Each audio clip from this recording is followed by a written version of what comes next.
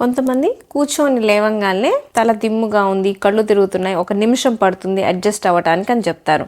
ఇది ఎందువల్ల జరుగుతుంది అంటే, మామూలుగా మనం పడుకొని కానీ కూర్చొని కానీ లేచినప్పుడు గ్రావిటీకి ఎగెయిన్స్ట్గా బ్లడ్ సర్క్యులేషన్ అనేది బ్రెయిన్కి చేరాలి. ఇట్లా జరగాలి అంటే నుంచోగానే కాళ్ళలోని రక్త సరఫరా అంతా బ్రెయిన్కి అనేది డైవర్ట్ చేయాలి. దీనికోసం కాళ్ళలోని రక్తనాళాలేమో టైట్ అవ్వాలి, హార్ట్ ఏమో కొంచెం హార్ట్ రేట్ పెంచుకోవాలి. ఇవి జరగనప్పుడు నుంచోగానే బీపీ డౌన్ అయ్యి తల దిమ్ము కానీ తిరుగుతున్నట్టు కానీ అట్లా అనిపించవచ్చు అనమాట.